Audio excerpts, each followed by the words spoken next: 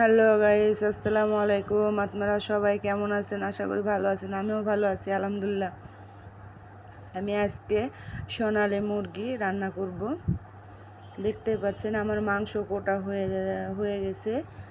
খুব খুব সুন্দর করে একই মাপে সবগুলো আমি কুটে নিলাম। এখন এগুলো আমি সুন্দর করে ধুয়ে নিয়ে আমি পরিষ্কার করে রান্নায় চলে গেলাম। এখানে কড়াইয়ে দিয়ে দিলাম সরিষার তেল। আমি এর আগেও বলছি যে তেল একটু সরিষার তেল পোড়ালে গন্ধটা থাকে না, এর জন্য আমি সরিষার তেলটা সুন্দর করে একটু হিট হওয়ার জন্য রাখছি। এখানে আমি এখন সব কিছু দিয়ে দেব। এখানে দিয়ে দিলাম পেঁয়াজটা একটু সময় নিয়ে ভাজা ভাজা করে নাড়াচাড়া করব, লাল হওয়ার জন্য ওয়েট করব একটু।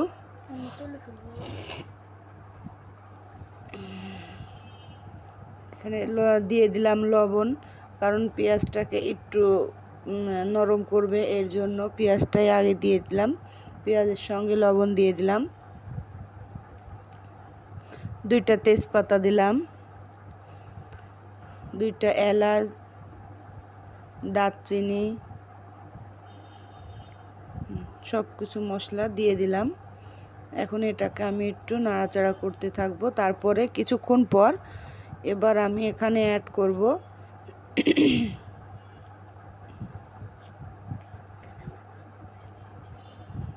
দেখতেই পাচ্ছেন পেঁয়াজটা আমার ব্রাউন কালার হয়ে গেছে।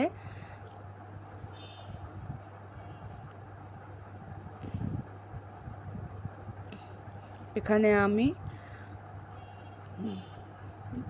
মশলা অ্যাড করলাম, দেখতেই পাচ্ছেন।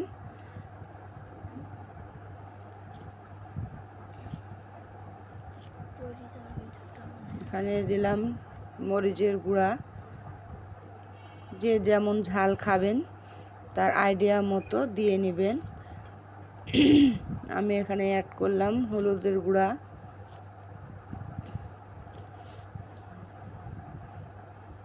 এটাকে আমি কিছুক্ষণ ভাজবো। এটা কিছুক্ষণ নাড়াচাড়া করে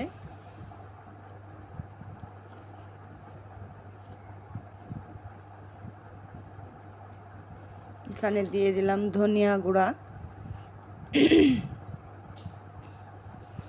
যে মশলাটা সব সময় আমি বাসায় করি, এর জন্য আমি বাসায় করা মশলাটাই খাই। এর আগেও আমি বলছিলাম যেন আমি বাসায় মশলা করি। এখানে অ্যাড করলাম পানি। এটা আবার কিছুক্ষণ আমি নাড়াচাড়া করব।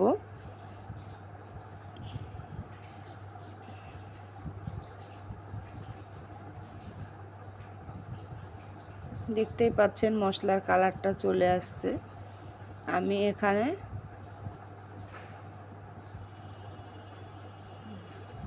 খুব সুন্দর কালার চলে আসছে।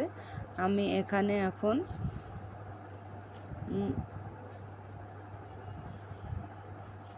মাংসটা, মশলাটা ভাজা ভাজা হয়ে গেছে। আমি এখানে মাংসটা অ্যাড করব। মাংসটা দিয়ে দিলাম। মাংসটাকে এখন আমি কিছুক্ষণ কষিয়ে নেব।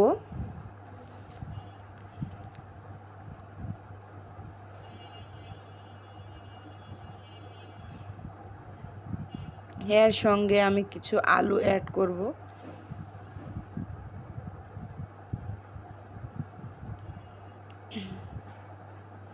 আলুগুলো অ্যাড করে দিলাম। এখন আমি দুটোকে একসঙ্গে কষিয়ে নেব।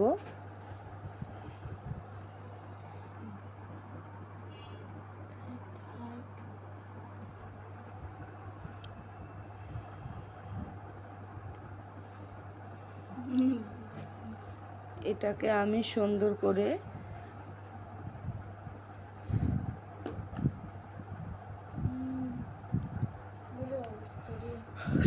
করে এটাকে আমি কষিয়ে নিলাম।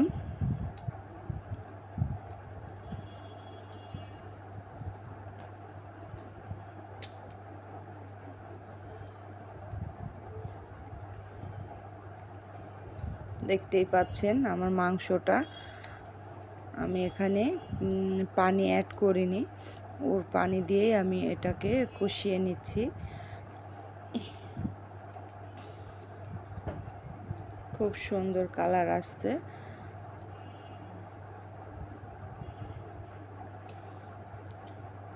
আলুটাও সিদ্ধ হয়ে গেছে, দেখতেই পাচ্ছেন আলু মাংস দুটোই সিদ্ধ হয়ে গেছে। তারপরেও আমি একটু পানি দিয়ে আমি আবারও কষিয়ে নেব, কারণ মশলার গন্ধ যেন বের না হয়, এই কারণে।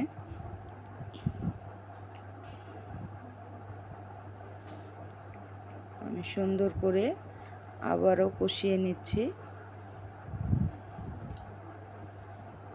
আবারও ঢাকনা দিয়ে ঢেকে দিলাম, কিছুক্ষণ কষিয়ে নিলাম। দেখতেই পাচ্ছেন আমার তরকারি কষানো হয়ে গেছে, কালারও চলে আসছে।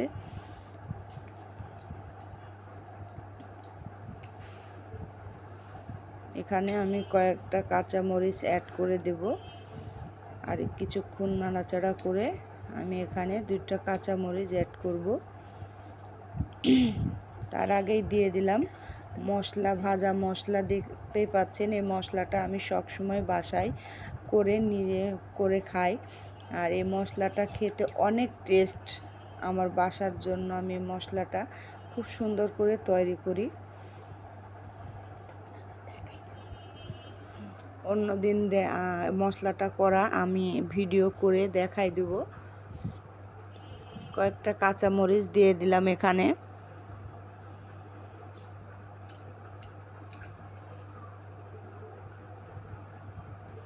মাংসটা আমার মোটামুটি হয়ে গেছে, দেখতেই পাচ্ছেন।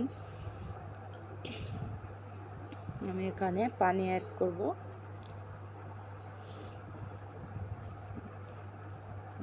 পানি দিয়ে দিলাম, যার যেমন আইডিয়া মতো, যে যেমন খাবেন তার মতো করেই পানিটা অ্যাড করবেন। যেহেতু আমার বাসায় লোক কম, এর জন্য আমি ঝোল কম রাখবো, এর জন্য পানিও কম দিলাম। যেহেতু মাংস আলু দুইটাই সিদ্ধ হয়ে গেছে, বেশিক্ষণ লাগবে না এটাতে।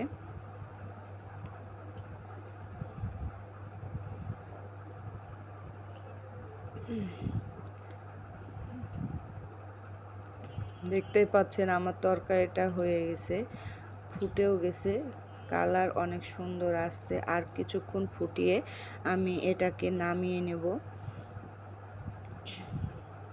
জিরা গুঁড়া দিয়ে আমি এটাকে নামিয়ে নেব।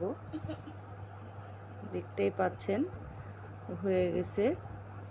তরকারিটা যদি ভালো লাগে লাইক কমেন্ট শেয়ার করবেন। আমি এখানে দিয়ে দিলাম জিরা গুঁড়া।